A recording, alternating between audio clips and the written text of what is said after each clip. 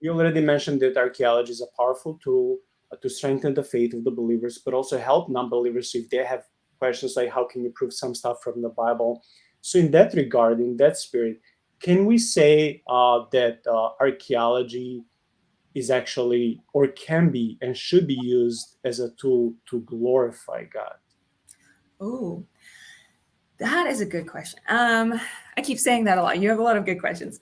Um, how can we use it? So for starters, if you're studying the time frame in which the biblical events happened, so that would be depending on your chronology, anywhere from, well, okay, we're not entirely sure what to call the time period of Genesis. Let's put it that way. Once you get to like Abraham, things start correlating more with other outside documents. And so it's easier to tell, okay, what time period are we talking about here? So, are we talking Neolithic, Paleolithic? Genesis is its own thing, and it's not something that I really go deeply into because there's a lot we don't know yet.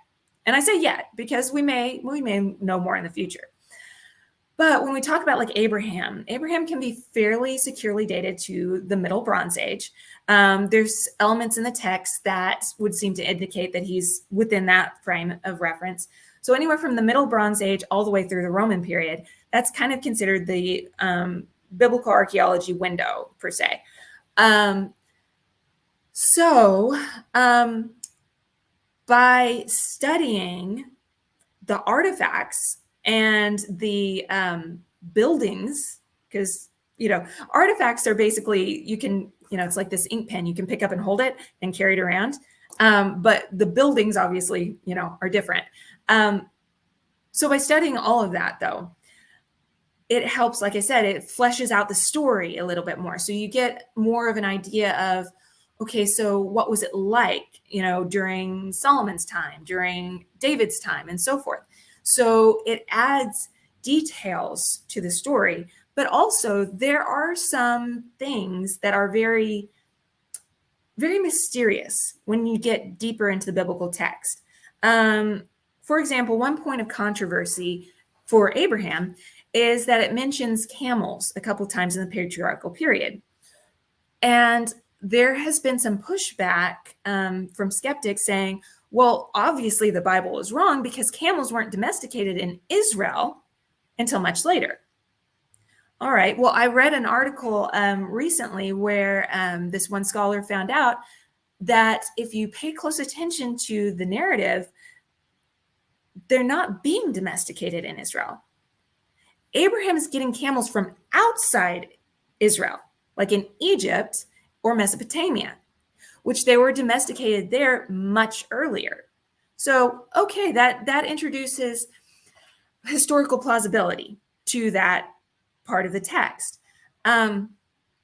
So different things like that, when people are like, wait, the Bible's wrong about this. Okay, be patient, just as be aware that we're still learning.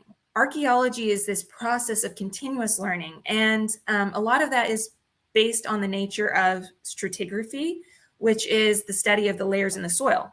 If you think about archaeology as a layer cake, what part of the layer cake do you put on last? Like, it's the top one, right? So that bottom layer is the one you lay down first, and then all the other layers get stacked on top of it. So what that means is that very top layer that we're digging into, that's the latest stuff that we're going to find. So for example, at Tel Gezer, the latest period that we find stuff from is Hellenistic and Roman. The further down you dig, the later in time you go, or the earlier in time you go, pardon me. So we're just now, the dig had been going on, it's closed now, it's in publication phase. But after 10 years, they were starting to get down to the Bronze Age levels. And there were some areas where they'd already reached there, but it's not like, you don't excavate like this, you kind of zigzag a little bit. But it takes a while to get down to older stuff. So if we're talking about a site that's been occupied for thousands of years, it's going to take a while to get down to like the middle bronze, the early bronze. Like it takes time. And so as we're digging deeper and deeper and deeper at these long occupational sites, we're finding out earlier and earlier stuff. So that helps us, it's like we're working backwards in time through the Old Testament. You start with the Persian period, you go back to, the Iron Age, and then so on and so forth, like further back in time, until maybe eventually we will know a lot more about the world of Genesis. For right now, we have some Sumerian documents that can help us out, like the Epic of Gilgamesh, but that's because Sumerian stuff it's been dug more than some of the older stuff in Israel has. So that's just where we're at right now.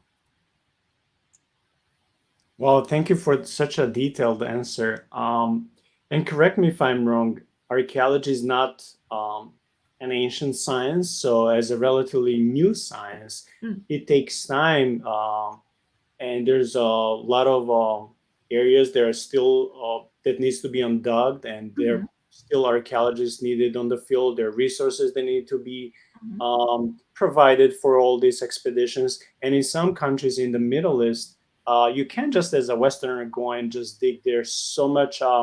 They have wars, politics. They may hate Western society, scientists. They may not allow them to dig. So there are all these problems when it comes to finding data. We will all love to wake up tomorrow and to have all the answers found, but I think we need patience with archaeology, right? Yes, absolutely.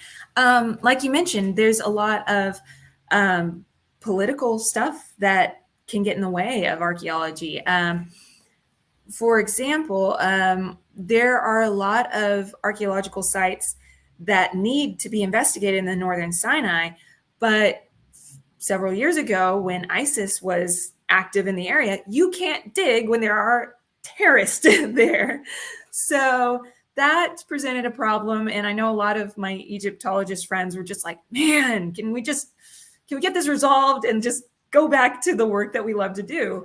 But that's one of the hazards of archaeology is you have to be careful. And if you look at, there's some wonderful stories from the early days of archaeology about different archaeologists working around the world, and then World War II breaks out.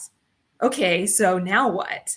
And so there's one archaeologist, McFadden, was in Cyprus when World War II broke out. He had a friend that was, I can't remember if it was mainland Greece or Italy, but a lady friend of his was suddenly trapped as the Axis powers are moving into her area. McFadden takes his sailboat and goes to rescue her. So they end up having a cruise of several weeks on the Mediterranean, which nobody knows what happened between the two of them on the Mediterranean. But he safely rescues her. They go their separate ways. And then he ends up being a gun runner for the Allies with his little sailboat that he had in Cyprus. So that's just an example of how, if you're an archaeologist and you're working in all these different areas, sometimes you've got to make that choice. Do I get swept up in the events, or do I get myself safely home and wait it out? So that's one of the decisions that you have to make in these sort of situations. And I have had friends, 2014, that was the year that my husband James and I got married. And so I missed the dig season that year. And my friends were over in Israel, and they were messaging me and telling me that there were rockets flying over their heads, but they still decided to go and get ice cream anyway. And I'm like, wow, I knew you guys liked ice cream, but wow.